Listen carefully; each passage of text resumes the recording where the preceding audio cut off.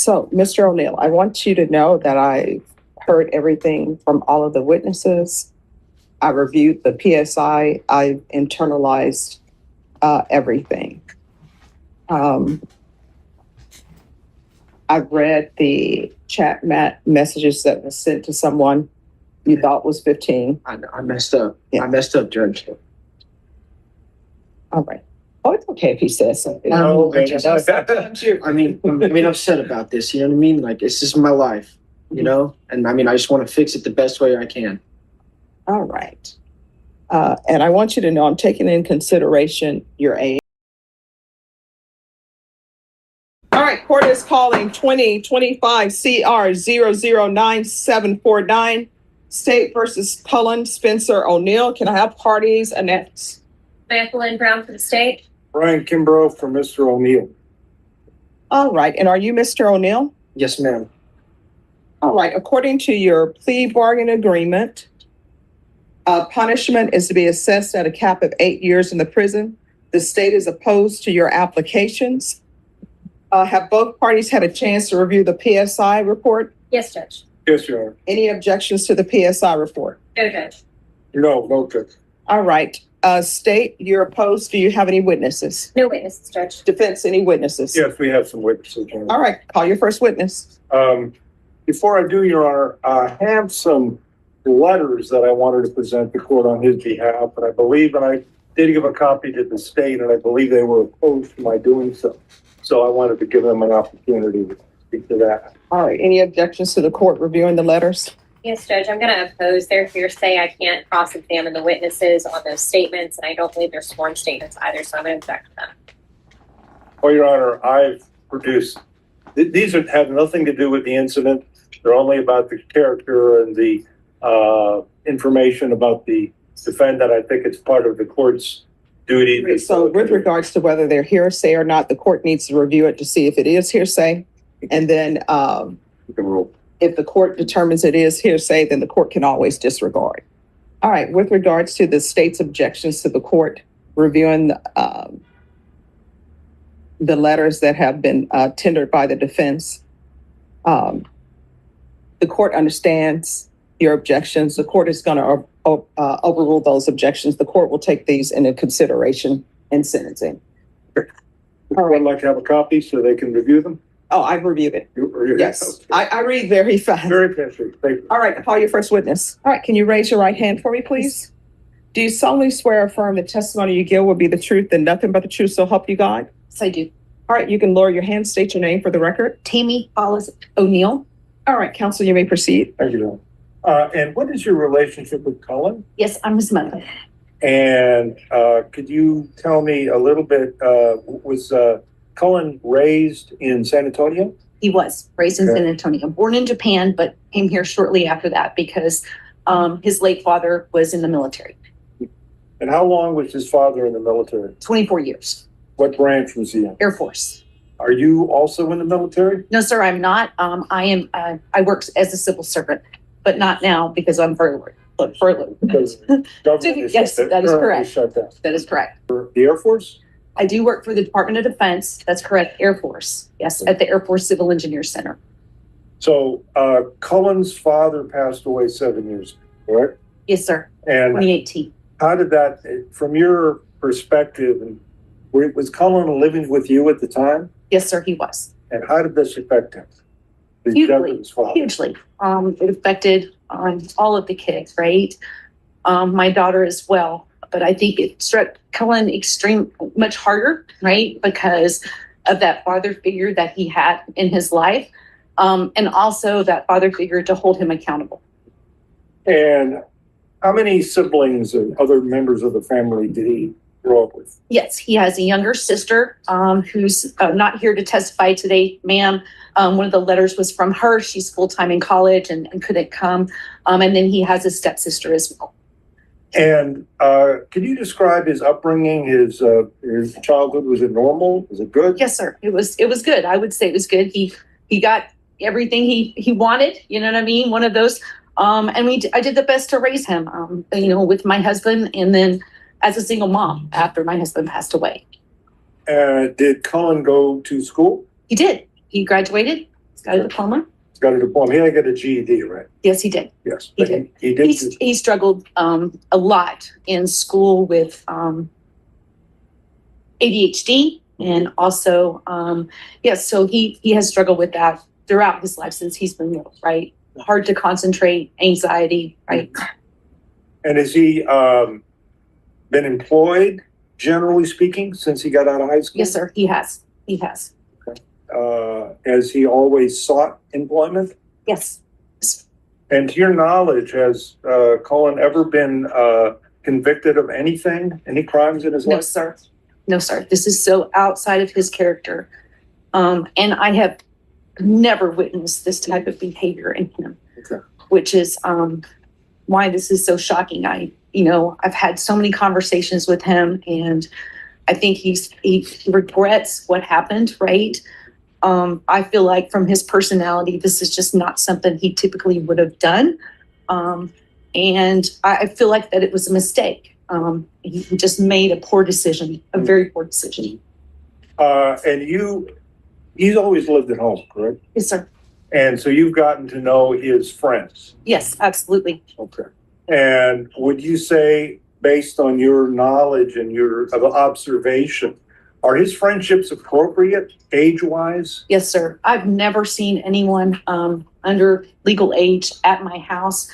That's another thing I think that my daughter wrote in her letter, that even when I'm not there, she didn't witness that either as well. His relationships have always been with people of age, which is why this incident was so outside of his normal character. And has he had friendships that were long-standing? In other words, friends that he's had for many years? Oh, yes, yes. He has friends that he went to kindergarten with, right? And one is here today, actually, so. Now, you know that we're here to ask the judge to place Cullen on community supervision Yes, for sir. adjudication. Yes. You think that he could succeed on community supervision? Yes, sir, I do. I do. I very much do. I think that he needs that discipline, right, of being able to check in continually. He's been on an ankle monitor for the last year and a half and has done that very successfully, right, to be able to check in and be accountable to that. I think that he can give back to society by working and doing other things while he was on probation versus if he was incarcerated. Okay. And that's fine. Pass the witness. All right, any questions? No questions, Judge. All right, thank you. Thank you. I appreciate your consideration. Thank you. And I would call Deborah Higgins. All right, can you raise your right hand? Yes, ma'am. Do you solemnly swear or affirm the testimony you give will be the truth and nothing but the truth, so help you God? Yes, ma'am. All right, you can lower your hand if you'll state your name for the record. Deborah Higgins. All right, counsel, you may proceed. Thank you. And Ms. Higgins, you go by DJ, is that correct? Correct. Okay. What's your relationship with Cullen? How long have you known him? I'm a family friend of approximately 14 years. Do you remember how you first met the family? I worked with Cullen's mom. Okay. Was that in the Department of Defense Yes. area? Yes. Are you still working there? No, sir. I retired July 25th this year. And in the course of working with his mother, did you get to know Cullen a little bit? Yes. I would go to their house for holidays and dinners and cookouts and whatnot. What did you observe about Cullen during your period of knowing him? He's a good kid. He was raised well. I watched how him and his sister were raised. They were raised well. They did well. Did you have occasion to see him with other young people? I met one or two of his friends when we were all at the house. They're good kids. And did you ever hear about anything that he might have done other than this incident that raised concerns for you? No. And you also work in pet safety or something? Animal rescue. Animal rescue. Yes.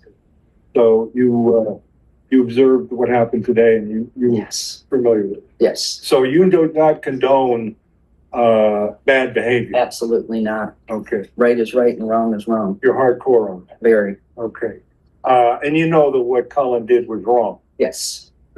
in spite of that, do you think that he could succeed on community supervision if the judge would give him that? With structure, accountability, and discipline, and having to stay focused on that thing, yes, I do. I think he would do very well with that. And do you think that would be a better outcome than sending him to prison? I do. Why is that? There's prison structure and there's, I don't know the right legal term, but probation structure. And I think him being employed, being forced to do the right thing every single day in a more open environment would be more beneficial to him to grow as a young man. Pass the witness. Any questions? No. All right, thank you. Thank you. Call your next witness. Yes, I would call Melissa Daly. All right, if you could raise your right hand for me, please. Do you solemnly swear or affirm the testimony you give will be the truth and nothing but the truth, so help you God? All right, you can lower your hand, state your name for the record. I'm Melissa Daly. All right, just keep your voice up so the court reporter can hear. Defense, you may proceed. Thank you, Your Honor.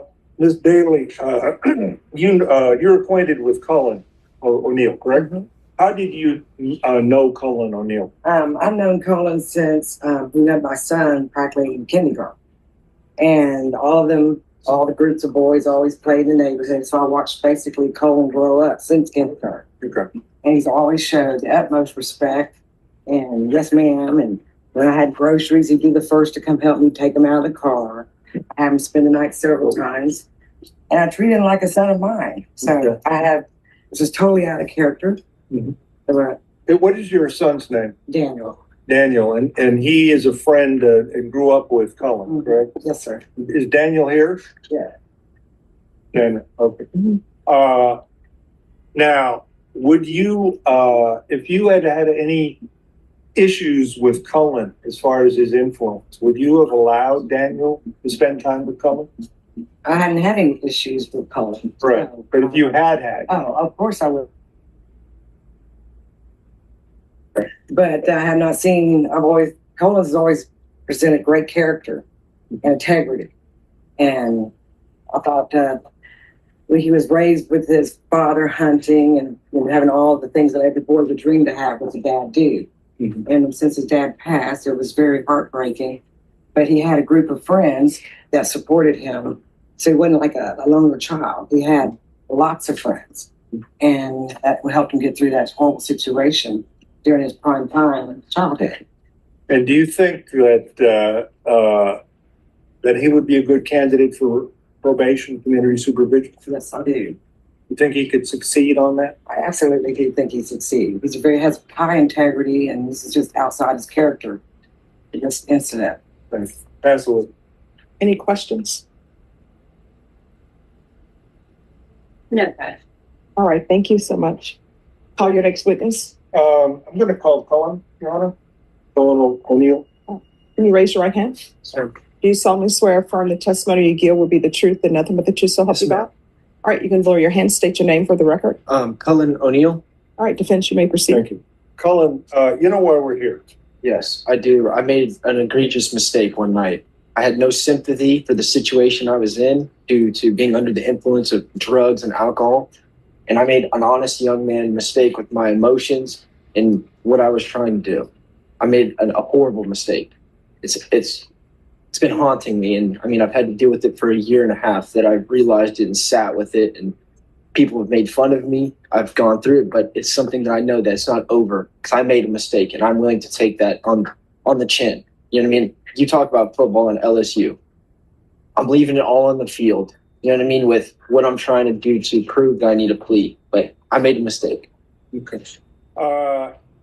Now, the evening this happened, you had been using drugs, correct? Yes, sir. And you'd been drinking. Yes, sir. So you have an issue with drinking and with drugs. Yes. And you're willing to deal with that. 100% Okay. to get better. To get better. Do you have an attraction to younger women? No, ma'am. I mean, no, sir. I've never once ever in my life. I think it was just the influence I was in, the situation of not sleeping, being tired from work, just and my emotions, my feelings as a young man just overcame me. And I know that's horrible and I made a mistake for that. Now, you did complete your GED, correct? Yes, sir, I did. Okay. And do you have plans and things that you want to achieve in your life? Yes, so I was a month away from finishing college when this all happened. And I had been held back for a year and a half to even finish college. But what I was doing in college was being a gunsmith. I get with my situation now, I might need to find a different line of work. And what I've been doing as an iron worker and doing stuff outside and building buildings like Chick-fil-A's, Walmart's, and Chase Banks and stuff around the community the best I can. Now, you were employed with an iron, what kind of a company was it? An iron? It was an iron company. It was Hill Country Steel. We do all the main steel around all of San Antonio, Austin, and Dallas. We do every Walmart, every Chick-fil-A, every Chase Bank, every car wash. We provide the steel. Did you start working with them when you were in high school? Yes, right out of high school. One of the letters I gave was from the employer that I've known since right out of high school, and he helped me a lot. And he knew about my situation through house arrest and getting my job back. Now, you're not currently working for him, right? No, I stopped working for him because I wanted to deal with this and didn't want to interrupt their company for my mistakes. And are you hoping to be able to get work again? Yes, I actually have a job interview on Thursday for another steel company that was smaller that we used to provide steel with. So that's something I'm really looking forward to start doing and working. Tell the judge why you think you could succeed on probation. I did track, football, and baseball all throughout high school. And I work harder than most grown men that I know. And I know I messed up. And I don't want to do prison because that's just not something I know I will succeed in, unfortunately. But I know that doing the plea and being on a schedule, checking in and doing things like that will really help me a lot. Get my life back on track. I'm young. I made a horrible, horrible mistake for my age. And I know that I want to be able to recover from it and not be stuck. Now, when this happened, understanding the situation, you do admit that you were told that the girl was 15. Yes, correct? Yes, and you also admit that when you were going to see her, it was because you were intending to have with her, right? Yes, I admit to that. You know what I mean? I admit to the court to take my honesty because I made a mistake. Yeah, but that's not something you have ever done. Never thought about it. Never once been around it. And I have a little sister. How could I do that to her? Okay. You know, like that's something that I really think about a lot and being a better image for her, especially with the situation I'm in. I want to get out of this and be better for her. And she was one of the main people that wrote a letter. Okay. Pass the witness. State. Yes, ma'am. You talked to probation prior to this hearing, correct? The pre-sentencing report. Yes, ma'am. And when they asked you about the offense, you minimized it, correct? I was nervous to what I said. I was very nervous on what needed to be said. And I wasn't sure what to say. I've never been in a situation like this, and I've never had the thoughts that I had. But when you spoke to probation, you did minimize what you did in this offense, correct? I wouldn't say minimize. I told my side the best that I felt that I could. But I did make mistakes. I did say things I wasn't supposed to. And we're here in this situation because of my mistakes. Right. And the officer didn't force you or coerce you into this situation. I mean, it was a sting operation. Correct. But you willingly agreed to meet this person. They didn't force you to meet them, yes, correct? after maybe 30, 45 minutes of time had passed since they had started talking to me, yes. And you described in great detail and graphic language exactly what sex acts you wanted to perform on this 15-year-old. Is that correct? Yes. Pass the witness, Judge. Any other questions? No, Your Honor. All right, any other witnesses? No, Your Honor. All right, court will hear brief argument. State. Judge, I'll let defense go first. Your Honor, Cullen O'Neill, in my opinion, is a perfect candidate for probation. He checks off the boxes, so to speak. He's 22 years old. Okay, and not to interrupt your argument, counsel, but this Well, No. This is what I wanted to address, but nobody addressed it. I don't know if anybody wants to address it. And it has to do with the thing that's mentioned in the PSI. And I don't know if you want to address part of Well, that with your, yeah, I mean, I could ask it. okay. If I could recall. And I'm sorry about that. Yes, you can recall Sure, it. sure. You had cocaine that night, correct? Yes, it was for myself. Yes. And you were using, Yes, I was. and you were, as you earlier testified, you were using alcohol too. Yes. And you had and did this problem develop like years before? It mainly developed a year or so before, just working hard and just trying to stay up and just trying to deal with college and deal with a full-time job. I didn't know how to overcome myself or talk to, and that's just what led me down the rabbit hole right there. And I just messed up. And you understand that when you got to the point what happened that night, you were showing, you had an alcohol and drug problem. Right? Yes, I definitely did. And you have it now, correct? I wouldn't say now. I have definitely resorted to staying off, being a lot better person just due to my probation with my ankle monitor. You know what I mean? Just in case, for whatever reason, they wanted to drug test me or whatever, God forbid, that they would do. I mean, and I have a little sister and my mom, and I don't want to keep that image. I really don't. You know, that's why I really would like, I don't mind doing drug tests, drug classes, or probation or whatever. All right. And I just asked that because I forgot to bring it up so that could be cleared up because it was in the PSI. So sorry for the interruption. Okay. No, you're fine. Are there any other questions? No more questions. All right. I'm sorry. You may Okay. proceed with your argument. Okay, Counsel. thank you. That charge was Dismissed. dismissed. Yes. Again, as I was saying, I think my main point is that Cullen is a very good candidate for probation. He has no criminal history. He is 22 years old. He has a very, very supportive family. He has friends that he's had since he was in kindergarten that are still his friends. I brought family members and I brought friends that have known him that are not related to him. All of them, including the letters that the court read from his employer and from other people that are friends that are not family. His sister did write a letter. All of them attesting to Cullen's character and their long history of knowing him. That isn't to say that what he did was not illegal and wrong. He should be punished for it. But he should, in my opinion, be punished in such a way that he is rehabilitated. This is a case where, to me, it cries out for rehabilitation, not for prison.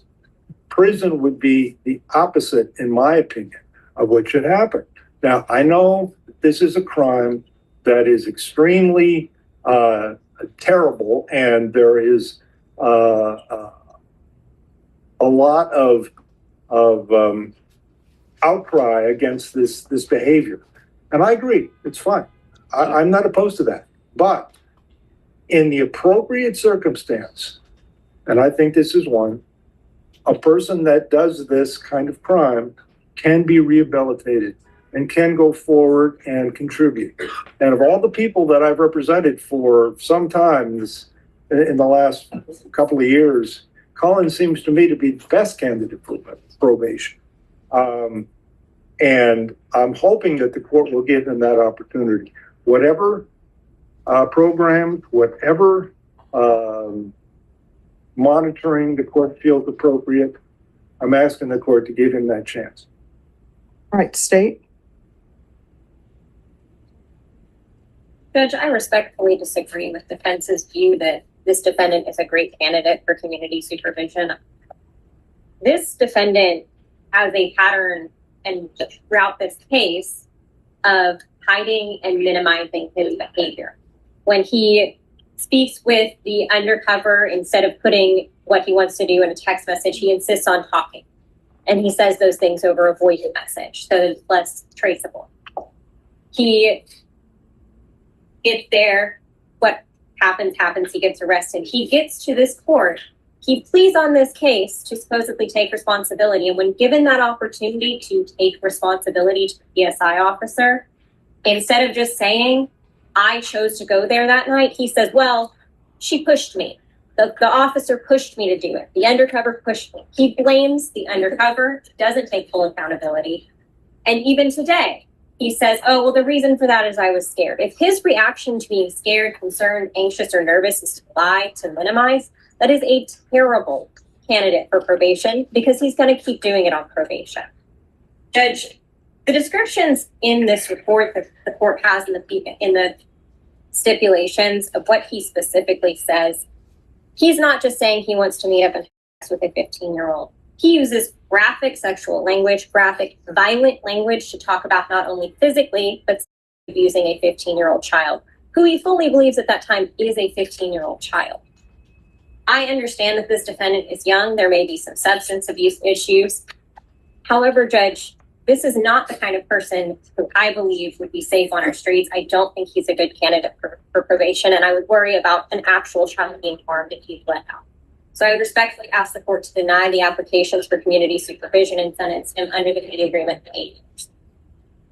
All right. So, Mr. O'Neill, I want you to know that I heard everything from all of the witnesses. I reviewed the PSI. I internalized everything. I've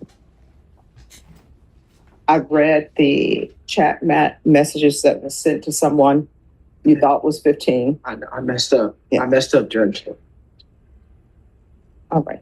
Oh, it's okay if he says something. No, I'm upset about this. You know what I mean? Like, it's just my life, you know? And I just want to fix it the best way I can. All right. And I want you to know I'm taking in consideration your age. And I do understand that sometimes people will do things, they're intoxicated, be it through drugs or alcohol. However, in reading the stipulations and in reading the PSI reports, there were so many times that you could have just pulled back. I did not understand. You know what I mean? I really did. If I had a better understanding, I would have been honest, like I have been today. No. I'm not even. Here's the thing. This is what I understand. When probation officers are interviewing you for a PSI report, there are a lot of things going through your head, right? You don't want to say anything that could hurt you. Sometimes defense attorney, I was a defense attorney, and let me just tell you what I would tell my clients. I would tell them, for the love of all that's holy, just say, my attorney told me not to speak about it, right? And then sometimes I would have clients, I'm like, go ahead, tell them. So I will tell you what is in the PSI. I'm not holding that against you, because sometimes when people are faced with legal decisions, sometimes they get nervous. Sometimes you have a lot of voices in your head. What would my attorney say? I understand all of that. So I'm not holding that against you, that maybe you said something that could be considered you're not taking responsibility. So I want you to know that. Yes, ma'am. What I'm talking about is the offense. And it's like, there's so many points along the way that you could have stopped. Like, not drive over there. Yes. Not go to the hotel. I not go up to the hotel room. I completely agree. And that's something that I've talked to myself and my mom and my family about, and my friends about, why I even did it. Because in no right state of mind ever have I ever thought that way or been in a situation like that. I crashed out, and I didn't know what sympathy was for the simple like the situation I was in. I really didn't. And I was young, I was sleep deprived, I was off drugs and alcohol, and I really did not mean to make that decision. And that's not who I am as a person. I've never lied to my mom or people about my situation. I've always been honest when they asked, especially how I got my job back. Mm-hmm. I had to sit there in front of a bunch of grown people and explain what happened. Mm-hmm. You know what I mean? And that's something I can't be unhonest about it, because look how it looks on a piece of paper. You know, no matter what I said, no matter what I did, it's what's shown. And that's what's here today in front of us. Like, and I made a mistake, but I don't believe that I deserve prison, because I want to be rehabilitated. I know I can work through what the police says. I know my punishment isn't over. It'll be at least 10 years that I'll have to deal with whatever the plea requires. And I know that. All right, so this is what the court is going to do. The court is going to find you guilty. The court is going to order Chapter 62 compliance. There's a $3,000 fine, time and money to run concurrently. The court will sentence you to 3 years in the prison, give you credit for any time served. Did you review the trial court certification of defendant's rights to appeal with your attorney? Did you understand it and sign it? Because this is a plea bargaining agreement, because I followed your plea bargaining agreement, and because you waive your right to appeal, you do not have the court's permission to appeal. Because this is a felony conviction, you're not allowed to own or possess any weapons or ammunition. If you have a question over that, what that is, you'll need to speak to an attorney. Do you understand? So 3 years? Yes. But like, Well, I have. I'm sorry. Okay. you talk to him? Well, Yes, Sharon, but I have another thing I'd like to raise. yes. This is not a 3G off. And No, so I didn't. Did the court retain jurisdiction?